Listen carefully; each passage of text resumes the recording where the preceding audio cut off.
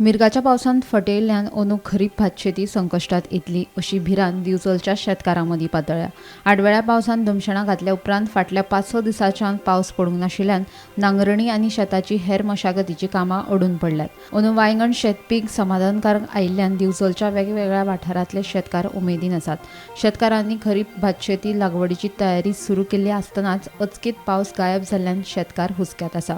आडवेळ्या पावसान धुमाकूळ घातले उपरांत मिरगाचो पावस वेळेर सक्रिय जातलो असो अदमास हवामान खात्यान उक्तायल्लो।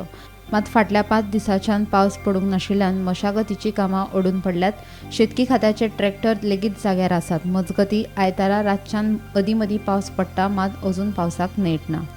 गोमंतक टीव्ही खातीर दिवचलच्यान रिपोर्टर तुकाराम सावंत। म्हणजे आता पयलीं पावस पडला पळय त्या पावसाक लागून आता हो पावस कमी जालो आनी आता मिरगाक जो पावस जावतलो आमकां पळय तो शेतकऱ्यांक पावस ना। म्हणजे आमी म्हणटा की शेताची उब जी आसा ती गेली। आता पेरणी करता पळय ते उबेर ते भात आमचे लागून येता म्हणटा, म्हणजे तेजो मून आहा ते बेगीन धरता उब आसल्या कारणान जमनीक।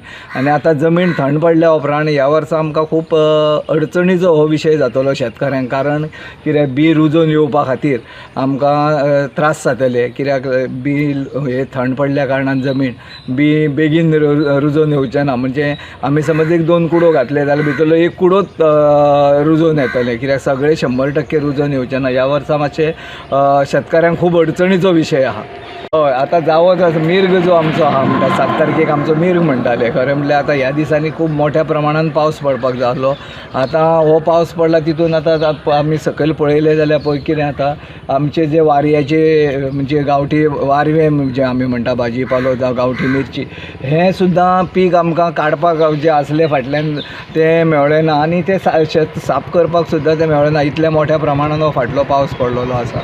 म्हाका एक सरकाराकूय एक विनंती करीत दिसता की हे जे बियाणे जावं रोप जे आसा जाल्यार जे शेतकऱ्यांक सरकारान खंय तरी आतांच तेजी सोय करून शेतकऱ्यांक उपलब्ध करून दिवची अशी सरकारा कडेन विनंती आसा। कित्याक खुबश्यो संस्था आहा जे